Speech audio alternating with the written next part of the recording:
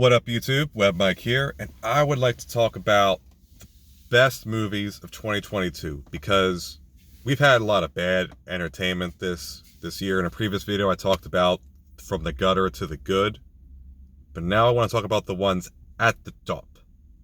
And I'll start off with The Batman. Best superhero movie of the year, excellent atmosphere, cinematography, acting, top notch. Can't recommend it more. Whether you watch it on HBO Max or get your own digital copy or get your own physical copy like I did, totally worth your time. Up next was The Northman. Excellent fantasy epic. Not really. It's not really fantasy. There's fantasy elements to it, but maybe you call it a medieval epic. It takes place in 891, I think. And it's a beautiful merging of reality and the supernatural. And it's so great to see Robert Eggers' vision come to reality with this and be done so well. And if ever you were curious how the play Hamlet came about, well, Amleth, the Viking in this story, this is the inspiration for Hamlet. I highly recommend checking it out, whether you know it or not, man. Go ahead. Up next was Nope. This was a really good horror movie. And I initially went in thinking it was a UFO. Nope. Something else, something I haven't seen in about 20 years. And I'm not going to spoil it. Highly recommend checking it out. And then next up would be Dekad. Yes, Dekad. This was a Hindi action flick I saw in theaters. Now, if you're like me, you're a fan of the Marvel movies, and you saw Black Widow and you were horribly underwhelmed by that awful movie, I recommend checking out Dekad. It's Desi Black Widow. It's everything Black Widow should have been, just with a hot Indian chick. And just like Black Widow, she's a really skilled espionage / soldier agent. And you see her dealing with all the worst people in the world. I can't recommend it more. You can't watch it in theaters anymore, but there's a streaming service called Z5, which $50 for a whole year.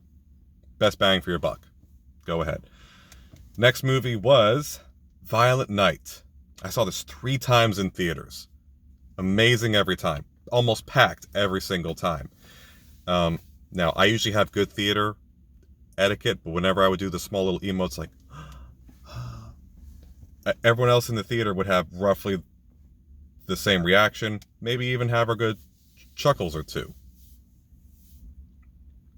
And I love Santa, I love the daughter, and I loved her father. They were like the core trio in this movie that made it all come together and make it so heartfelt. And this is a movie that on paper I would have said this is silly, stupid, weird. What are we doing here? But it has so much heart because it works well with those 3 characters. And then on top of that, it's taking the myth of Santa, doing a few creative twists and spins on it, but not deviating too much from the Santa we all know. Again, highly recommend checking it out if it's still in theaters. Next up, not in theaters probably anymore, is The Menu. And you gotta find a way to see this. Whether it's on HBO Max or you get your own physical copy, this is a hidden gem, worth it. Ralph Fiennes plays a cook on an island. This is sort of reminiscent of The Tempest to me because he's a skilled man on an island with his students, and he unveils many truths and mysteries through his craft for his guests. Also in this is Nicholas Hoult and Anya Taylor-Joy, who are amazing in this. Anya Taylor-Joy was also in The Northman. I'm very happy to see her get out and really show her chops. Yeah, highly recommend checking it out. Up next was Bullet Train. awesome action flick. I took my girlfriend to see this. She almost had no interest in seeing it, but then walked out saying, "What was that acid trip I went on?" It was just great. I mean, you have Brad Pitt playing Ladybug, his code name's Ladybug. He's a hired hitman who wants to try to do a non-violent job on a train, but almost like in a weird mix of a Quentin Tarantino and Guy Ritchie film. There's a lot more characters that get introduced as the plot goes on, and they all end up interweaving together to push forward the train itself, which almost is like an analogy for the movie, because it makes its many twists and turns as it goes to the same destination. Highly recommend it. I have it on Blu-ray, but I think you can watch it on Netflix or something right now. Up next was Kantara. And if you had any interest in The Northman, check out Kantara. I found it on Amazon. Well, I saw it on the silver screen, but right now you can watch it on Amazon Prime. It follows a lot of, I can't say machinations, but a lot of village life and how people would deal with encroaching government officials trying to regulate the wildlife, and how they try to keep in commune with their own way of life. Really good conflicts, really good choreography. The editing and cinematography is good. I'd say check it out. Another sandalwood movie. Oh, by the way, Kantara's in Kandar. Try to find it, because then there won't be like a dub over or anything. And then another Kannada movie from Sandalwood. We have KGF Chapter 2. Now, I have perhaps best been able to describe KGF as, Scarface. Okay, now imagine if Tony Montana moved to Florida, took over a gold mine, and then started challenging all of the local crime lords and government officials for control of the area. And that's it.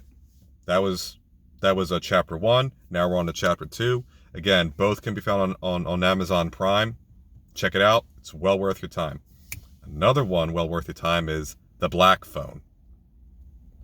Another great horror movie. Super simple. Follows a kid who gets abducted by a kidnapper. And while he's in the kidnapper's basement, he's trying to find his way out, and he begins to realize that he has the ability to communicate with the past victims of this guy, so that way he can try to figure out, all right, well, what worked for you? How can I twist that so that maybe I can get out and maybe get this guy caught? Whole lot of really good suspense, whole lot of really good acting, even from the kids. It's amazing. Yeah, go ahead, check it out. The Black Phone. Another good one was Elvis. And man, it's just a movie that goes through all the highs and lows of his life, and it's really hard to tell, did it end on a high or a low note. He definitely got further than he ever would have been before, but man, it's so beautifully tragic to watch it. And there are times when his mom would keep trying to warn him, and he would listen to her, but he wouldn't really change too much of his trajectory, sadly, because of it. That's a lot like our own lives, isn't it? Ooh, another Indian flick was Attack Part 1. This one's in Hindi, just like Dakad, also on Z5. So a soldier gets injured, can't walk anymore, but then the government offers him a chance to get an experimental medical procedure that can have a synthetic bond for a spinal cord, so he can get back in the action and walk again. So what you end up having is Desi Captain America with a synthetic symbiote. It really is an amazing action movie. I enjoyed so much of it, and even though I know none of the actors, you just get it. I mean, and and even with the language barrier, the one thing that Hindi does is that if ever there isn't a phrase or a word, they just use English. So you actually end up, so we speak in English, actually pick up like half the movie anyway, even if we don't speak the language. But the subtitles are really good at helping us translate and catch up. And the acting by John Abraham, the lead in this, solid. The moments where he feels truly helpless and pitiful from his injury, man, you feel it through the screen. All right. Next up was Shut-In on the Daily Wire. Again, another pretty good suspense horror movie, very minimalist. It just shows a mother trying to protect her daughter from some bad dudes that were rolling with her ex-husband.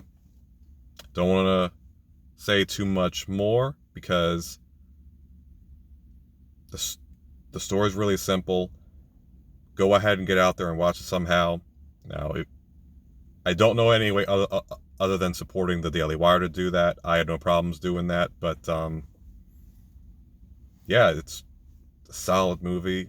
I recommend seeing it at least once just for that.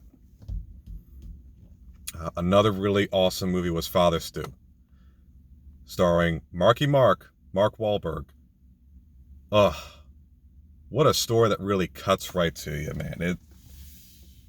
It's so amazing seeing what people go through for their faith and it just not deter them. But that's been the character. Well, it's not really just the character. The real person he's playing as, that was just him his whole life. Just, I'm going to keep doing my thing that I think is good, and I'm not going to be deviated from that. Now, sadly, initially he wasn't making the best choices or going in the best direction. But when he finally found Jesus and turned himself around, he had the same mentality going forward. I'm going to keep to that and go on forward. It was just so beautiful. Okay, now we're down to the last two. These are the best movies, in my opinion, of the year. And there's Top Gun Maverick. My God, I did not know I wanted a sequel to Top Gun. And something my brother said, and probably you've heard this before, oh, it's just like the first movie. Well, it has a lot of the same beats as the first movie. It has a lot of themes of the same movie, but it does not do the same things. Because we have Maverick, who is a seasoned soldier who's training I shouldn't say fresh batch of recruits. They've all proved themselves already on the field, but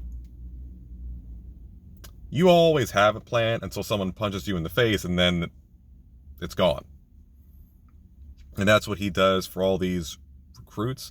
Tom Cruise, I have to say, I admire his ability to embody the physicality of a role, doing all of his own stunts. It's beautiful.